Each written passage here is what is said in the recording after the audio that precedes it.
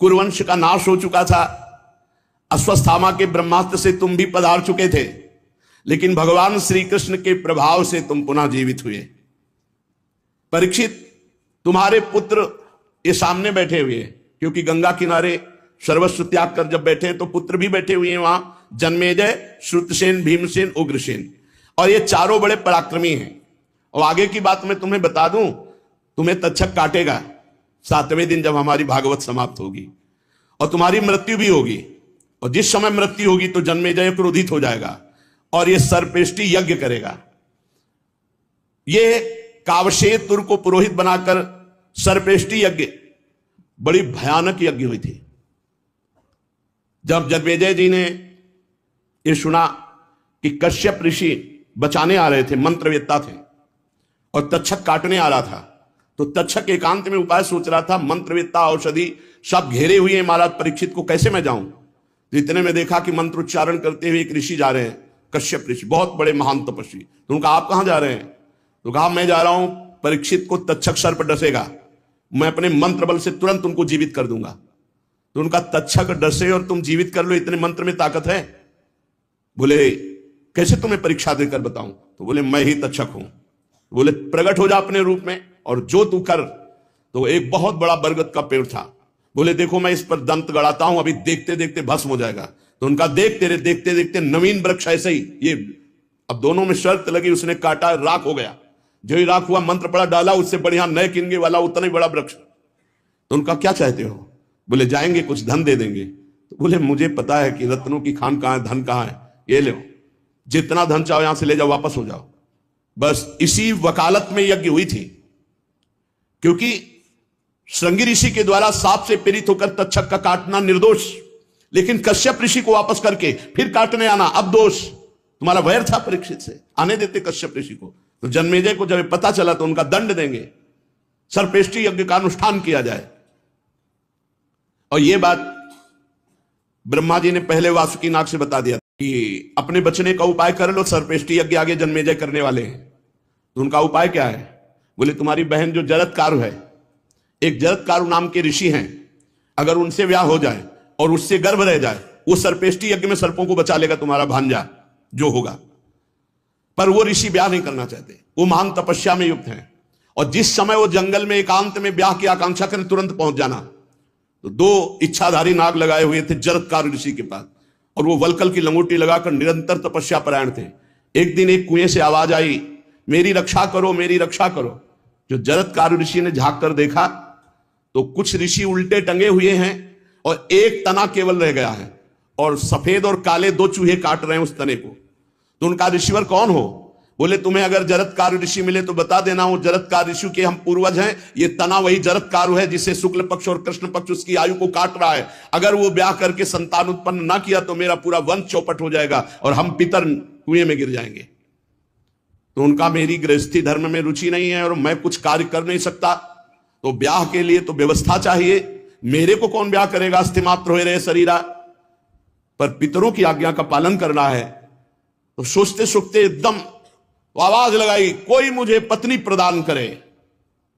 वो 2 इच्छाधारी नाग लगे हुए थे, तुरंत सूचना पहुंची, वासुकी नाग जरत्कारु को लेकर उपस्थित हो गए अपनी बहन को, और कहा ऋषिवर मैं वासुकी नाग हूं, अपनी बहन आपको देना चाहता हूं। बोले अगर जरत्कारु नाम नहीं है तो मैं स्वीकार नहीं करूं। बोले जरत्कारु ही रखा गया नाम। बोले फिर हम कुछ नहीं करेंगे। बोले महाराज महल चलो, सारा वैभव नागलोक का आपका। जरत्कारु से कहा कभी अगर टोक दिया मुझे तो उसी क्षण छोड़ दूंगा। महाराज कभी नहीं टोकेंगे। ऐसे ब्याह हुआ, जरत्कारु को महल ले गए, जरत्कारु ऋषि और जरत्कारु बहन। कुछ समय व्यतीत हुआ पति पत्नी भाव में। एक दिन जरत्कारु ऋषि जरत्कारु अपनी पत्नी की जांग में सर रखकर पड़े हुए थे, सो गए। संध्या का समय, संध्या के समय सोना खाना मैथुन करना ये सब निषेध है। जरत्कारु ऋषि की जो पत्नी थी उन्होंने सोचा इस समय मेरे पति का धर्म लोप हो जाएगा अगर सो गए। सूर्य भगवान अस्ताचल को चले गए, अर्घदान नहीं किया, संध्या बंदन नहीं किया तो धर्म का लोप हो। तो उनका भगवान उठिए, भगवान सूर्य अस्ताचल को जा रहे हैं, यदि आप अर्घदान नहीं करेंगे, संध्या नहीं करेंगे तो आपके धर्म का लोप हो जाएगा। अरे वो तो उठे एकदम आग बबूला हो गए, तूने टोक कैसे दिया? अब मैं तुम्हारा त्याग करता हूं, ना तेरे महल में रहूंगा, ना तेरे पास रहूंगा। सूर्य की ताकत क्या, बिना अर्घ लिए और वो अस्ताचल को चले जाते। मैं जितना भी सोता सूर्य यहीं रहते। अब वो तो ऋषि एकदम झरझराए चल दिए नाराज होके। वासुकी नाग ने बहन से कहा हमारा क्या होगा, क्योंकि सर्वनाश होगा जन्मेजय की यज्ञ में, तो भांजा ही तो रक्षा करेगा। तो उन्होंने कहा भगवान कम से कम आप अपने पितरों की बात याद कीजिए और गृहस्थ धर्म का फल तो दे दीजिए। तो उनका आस्ती वो है, तो जो बालक पैदा हुआ उनका नाम आस्तिक मुनि हुआ। बड़े समर्थ ऋषि। जिस समय स्वाहा बोला जाता तो हजार हजार फण वाले सांपों के ऐसे बोझे के बोझे नाला बह रहा था चर्बियों का। ऐसा जन्मेजय ने यज्ञ किया, सर्पेष्टि यज्ञ। तक्षक भागकर देवराज इंद्र के पावे में लिपट गया जाके। जन्मेजय ने कहा ऋषियों में जो प्रधान हमारा शत्रु है तक्षक तो आया नहीं। बोले वो नहीं आएगा। क्यों? बोले तो देवराज इंद्र के पावे में है, चिपकाओ। बोले ऐसा मंत्र नहीं कि मैं देवराज सहित स्वाहा हो जाए। बोले आप संकल्प ले। संकल्प लिए तो मड़राने लगा सिंहासन सहित देवराज इंद्र। कूद के भागे देवराज इंद्र और स्वाहा बोलने के लिए जेव ही सोई आस्तिक ऋषि पहुंच गए और कहा तिष्ठ तिष्ठ। बस दो शब्द बोले कि वहीं मंत्र खंडित हो गया, वहीं सिंहासन रुक गया तक्षक सहित। और कहा जन्मेजय से ये आहुति मुझे दान दो। और यज्ञ का नियम होता है अगर जो मांगने आवे उसकी फिर सब ऋषियों ने कहा यज्ञ बंद, क्योंकि आस्तिक मुनि का ऐसा। तो महाराज सुखदेव जी कह रहे हैं कि ये तुम्हारा पुत्र सर्पेष्टि यज्ञ करेगा और फिर आगे भगवान की आराधना करते हुए श्री भगवान को प्राप्त होगा। जन्मेजय का पुत्र होगा शतानिक। वो याज्ञवल्क्य ऋषि से तीनों वेद और कर्मकांड तथा कृपाचार्य से अस्त्र विद्या की शिक्षा प्राप्त करके शौनक जी से आत्मज्ञान संपादन करके परमात्मा को प्राप्त होगा। शतानिक से शास्त्रानिक, शास्त्रानिक से अश्वमेधज, अश्वमेधज से असीम कृष्ण, असीम कृष्ण से नेमि चक्र। नेमि चक्र जब हस्तिनापुर बह जाएगा गंगा जी में, पुराना हस्तिनापुर बह गया, तब कौशाम्बीपुरी में सुखपूर्वक निवास करेगा। नेम चक्र का पुत्र होगा चित्ररथ, चित्ररथ का कविरथ, कविरथ का वृष्टिमान, वृष्टिमान का सुषेण, सुषेण का सुनीत, सुनीत का नृचक्षु, नृचक्षु का सुखीनल। ये सब राजा बड़े बड़े देवताओं के द्वारा भी सम्माननीय वंश में प्रकट हुए। जब कलयुग प्रारंभ होगा तो राजा क्षेमक से ये वंश समाप्त हो जाएगा। चलते हैं एक बीमार को स्वस्थ करने के लिए श्रीमद् भागवत महापुराण में। अहंकार का बीमार गजेंद्र, जब ग्राह रूपी रोग ने पकड़ा, पूरा उपाय कर लिया, 1000 वर्ष तक उपाय ही उपाय, हाथी हाथिनिया सब प्रयास किए, अपना बल लगा लिया। विधाता की मानो फांसी, ग्राह ने पैर नहीं छोड़ा, 1000 वर्ष तक खींचातानी चलती रही। हाथी थल में बलवान होता है और ग्राह जल में बलवान होता है। यहां तक घसीट ले गया, हार चुका, शिथिल हो गया गजेंद्र। अहंकार का रोग उतरा। ये बहुत विचित्र होता है। हम तुम तो मां के गर्भ से पैदा हुए हैं, द्रौपदी जी यज्ञ कुंड से पैदा हुई है, दिव्य हैं, लेकिन महल में जब केस पकड़ के दुशासन ने घसीटा तो द्रौपदी जी को यह बल था कि 5 पांडव, भीष्म जैसे धर्मात्मा, बल रहता है, कोई है, अपना कोई है। आखिरी में जब देखा द्रौपदी जी ने पूरा इतना सब होने के बाद कि कोई मेरा नहीं, तब पुकारा। 1000 वर्ष गजेंद्र के बीतते नहीं, मिनट में हरि बचा लेते। लेकिन ये अहंकार का रोग, ये अहमता ममता, ये नष्ट नहीं होती। अहम मम, मेरा कोई है, मैं कुछ कर सकता हूं। अहम मम ये भगवान से जुड़ने नहीं देता। एक अहमता ममता ये जग में है दुख जाई, ये जब श्री जी की ओर लगे तो होत परम सुखदाई। बड़े ये दलित दुर है, अहमता ममता भगवान से विमुख करती रहती है। जब गजेंद्र ने देखा कि अब एक झटके में मैं डूब जाऊंगा, तो उसको पूर्व जन्म में जो स्तोत्र जप करता था उसकी याद आ गई। उसने विचार किया कि अगर बचा सकते हैं तो केवल हरि बचा सकते हैं। ओम नमो भगवते तस्मै।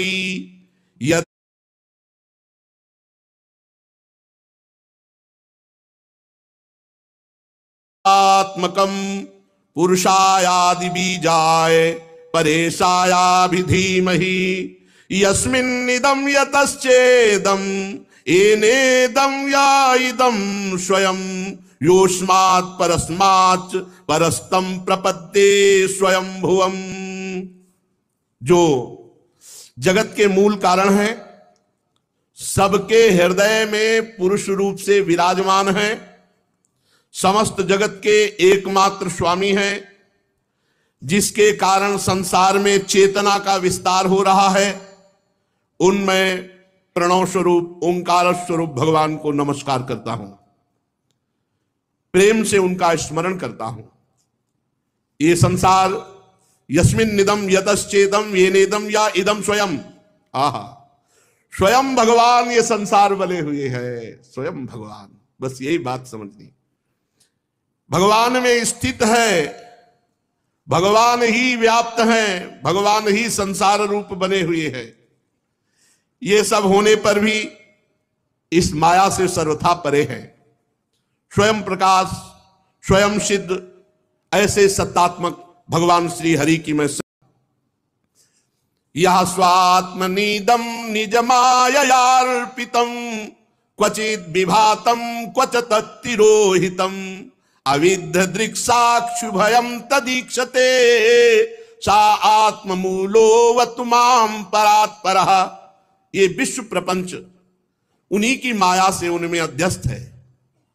ये कभी प्रतीत होता है और प्रलय हो जाने पर ये कभी प्रतीत नहीं होता, परंतु वो एक रस रहते हैं। सृष्टि रहने पर भी और सृष्टि का प्रलय हो जाने पर भी सबके मूल हैं और अपने भी मूल वही है, उनका कोई दूसरा मूल नहीं है। वे समस्त कार्य और कारणों से अतीत प्रभु मेरी रक्षा करें। प्रलय के समय लोकपाल और इन सब के कारण संपूर्ण रूप से नष्ट हो जाते हैं। उस समय केवल अत्यंत घना गहरा अंधकार रहता है, परंतु अनंत परमात्मा उससे सर्वथा परे विराजमान रहते हैं। वे ही प्रभु मेरी रक्षा करें। भगवान की लीलाओं का रहस्य जानना बहुत कठिन है। वे नट की भांति अनेकों वेश धारण करते हैं। भगवान के स्वरूप को ना तो देवता जानते, ना ऋषि जानते, फिर दूसरा प्राणी कौन जान सकता है? जो वहां तक जा सके और उसका वर्णन कर सके, ऐसी किसी की सामर्थ्य नहीं। ऐसे मेरे प्रभु मेरी रक्षा करें। जिनके परम मंगलमय स्वरूप का दर्शन करने के लिए महात्मा गण संसार की समस्त आसक्तियों का परित्याग कर देते हैं और एकांत में अखंड भाव से ब्रह्मचर्य आदि अलौकिक व्रतों का पालन करते हुए अपने आत्मा को सबके हृदय में विराजमान देखकर स्वाभाविक ही सबकी भलाई करते हैं, वे मुनियों के सर्वस्व भगवान मेरे सहायक है, मेरी गति है। न उनके जन्म है, न कर्म है, न नाम है, न रूप है, फिर भी उनके विविध नाम है, विविध रूप है, विविध जन्म है, विविध कर्म है। विश्व की सृष्टि और संहार करने के लिए समय समय पर वो अपनी माया को स्वीकार करते हैं। उन्हीं अनंत शक्तिमान सर्वेश्वर परब्रह्म परमात्मा को मैं नमस्कार करता हूं। वो अरूप हैं, उनके कोई रूप नहीं, और वो बहुरूप हैं, उनके बहुत से रूप हैं।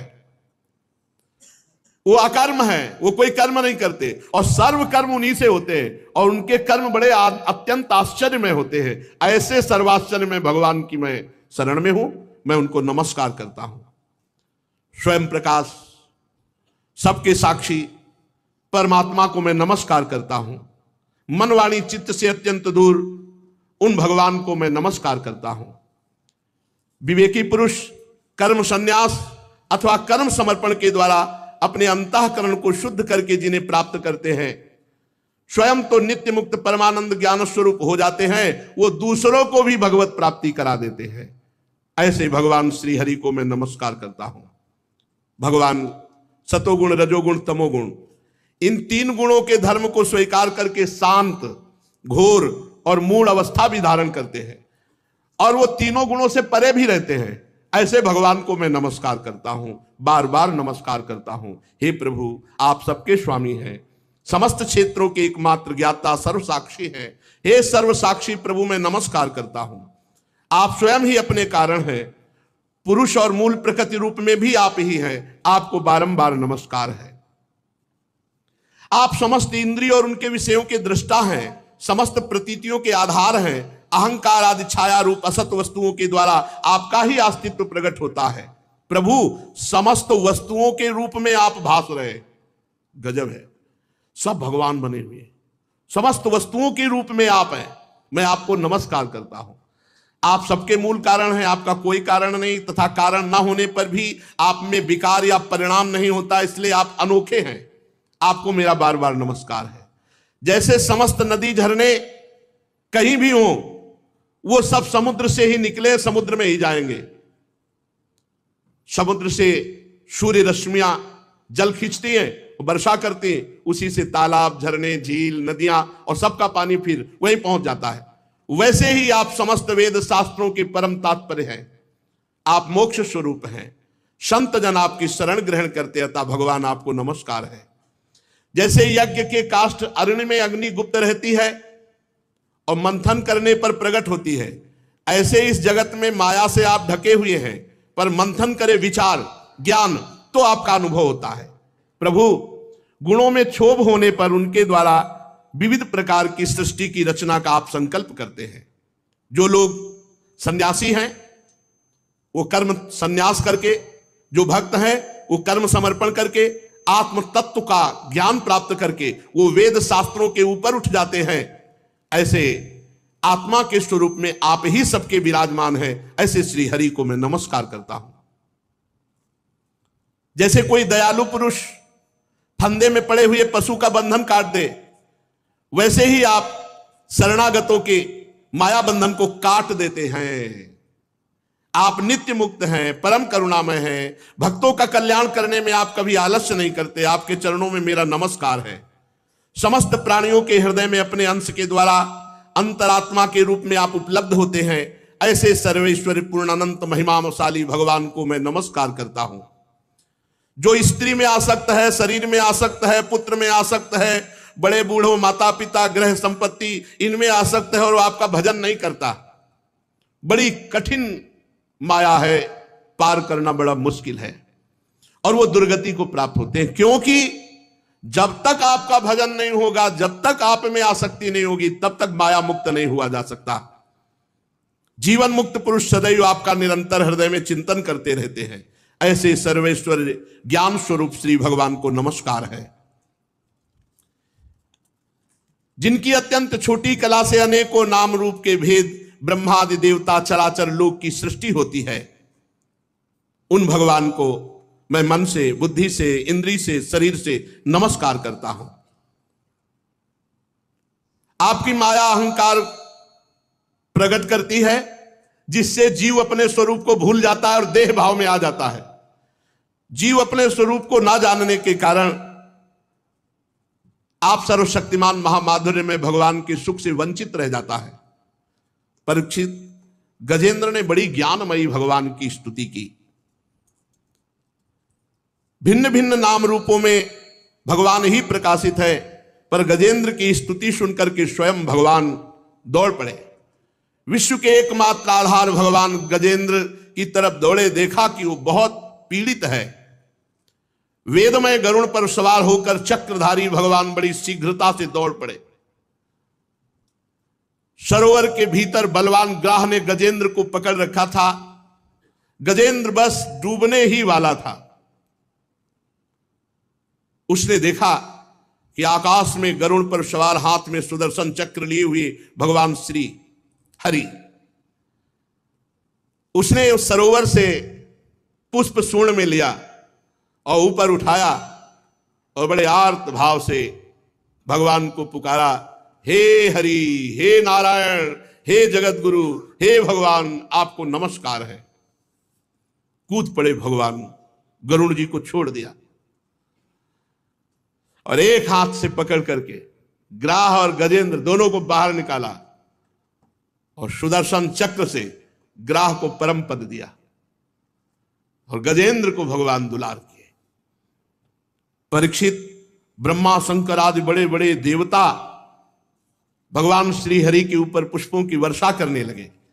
सुदर्शन चक्र के स्पर्श से ग्राह को वो गति मिली जो बड़े बड़े ऋषि मुनि तपस्या करके चाह करते हैं। ग्राह तुरंत आश्चर्य में दिव्य शरीर धारण किया। ये हुहू नाम का श्रेष्ठ गंधर्व था। देवल ऋषि के शाप से उसको ये गति प्राप्त हुई थी। भगवान के प्रिय पार्षद सुदर्शन चक्र के स्पर्श से वो शाप मुक्त हो गया। सर्वेश्वर भगवान के चरणों में प्रणाम किया, जो ग्राह शरीर छोड़ करके दिव्य तेजों में गंधर्व। इसके बाद भगवान के श्रेयस का यश गान करते हुए अविनाशी भगवान की कृपा से वो मनोहर रूप धारण करके अंतर्धान हो गया। भगवान की कृपा से, सुदर्शन जी के स्पर्श से सारे पाप ताप उसके नष्ट हो गए थे। अब गजेंद्र भी भगवान का स्पर्श प्राप्त किया था, उसका भी अज्ञान बंधन नष्ट हो गया और वो आत्मस्वरूप का बोध प्राप्त, बोधवान महापुरुष। और वो उसी समय हाथी के शरीर को छोड़कर पीतांबरधारी चतुर्भुज श्याम शरीर भगवत पार्षद रूप गजेंद्र भी, ये गजेंद्र को भगवान की स्मृति कैसे आ गई? पशु स्वरूप में तो आना ही नहीं चाहिए। तो कह रहे हैं ये पूर्व जन्म में द्रविड़ देश का पांड्यवंशी राजा था, उसका नाम इंद्रद्युम्न था। वो भगवान का श्रेष्ठ उपासक, अत्यंत यशस्वी राजा था। अब जब भगवान में मन लगता है तो संसार के प्रति अरुचि होने लगती। तो राजपाट छोड़कर मलय पर्वत पर जाकर जटाएं बढ़ा ली और तपस्वी का वेश धारण करके मौन लेकर भगवान की आराधना करने लगा। लेकिन ये निषेध है। गृहस्थ धर्म में अपने आप जटा रखाना, अपने आप वेश धारण कर लेना, यह निषिद्ध है। किसी गुरु, किसी महापुरुष की अनुसरण करो, उनकी शरण में जाओ, उनकी आज्ञा के अनुसार ऐसा करो। मनमानी करना अपराध है। उसी समय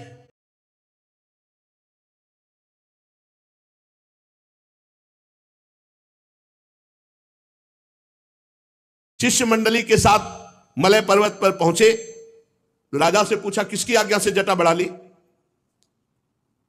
अब वो ऐसे तपस्वी अपने को समझ लिए कि ना खड़े हुए, ना प्रणाम, ना कोई, यही उद्दंडता हुई। दो प्रकार की उद्दंडता।